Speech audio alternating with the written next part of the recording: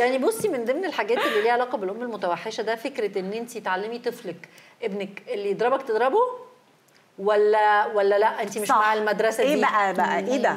هنعمل ايه؟ انا بعمل الاثنين.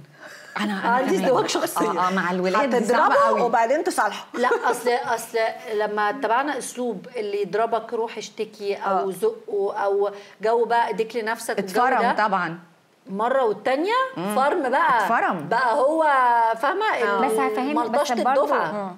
لا بس هو دي شخصيات. لا بس يعني مهما قلتي له اللي يضربك اضربه، لو دي مش شخصيته مش هيضربه. فاهمه قصدي ايه؟ اصل انا عندي النوعين. عندي اللي بقول له والنبي اهدى معلش، وعندك النوع الهادي قوي اللي عايزه يلا مهما حصل ما تضربه زقه يا ولد. يعني انا قصدي ديبندنج على الشخصيه. صح. لان في واحد هتقولي له اللي يضربك اضربه هتجيبيه من الاسم انت فاهمه، وفي أيوة. واحد هتقولي له يضربك اضربه هيزقه يعني اخره. ما هو عشان كده بقول لها احنا بنمشي مع الاثنين.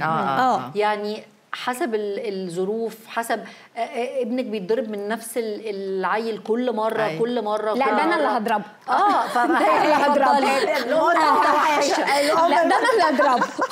امال ايه؟ لا انا اللي هضربه. لا يضرب ابني اضربه. في حاجات حسب الموقف، ما تقدريش تعممي ابدا قاعده لا اللي يضربك تضربه او لا اللي يضربك ما تضربوش. يعني very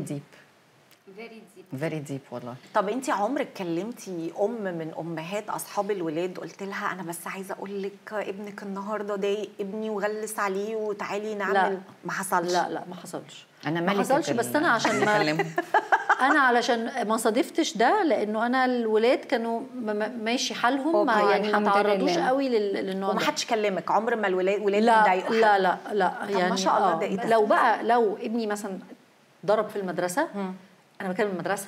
انا بروح المدرسه اقول لهم ابني هو عندكم حصل كذا.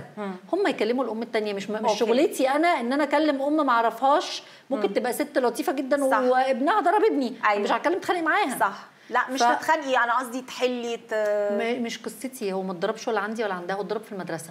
في طرف ثالث. ابني مسؤوليه المدرسه دلوقتي.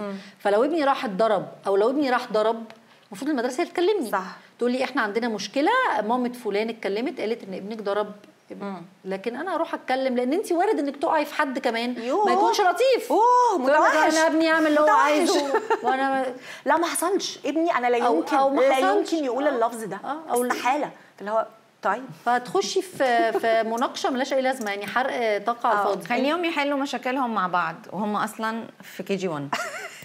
حضرتك يا جماعه هو احنا لو ما اتدخلناش دلوقتي، حضرتك انا لغايه دلوقتي مش عارفه احل مشاكلي مع جوزي. ازاي هم يحلوا مشاكلهم؟ ايه اللي يحلوها مع بعض؟ ما احنا العيال دي ما تربتش، فاحنا لسه بنربيهم بالفطره. لا هم مع بعض.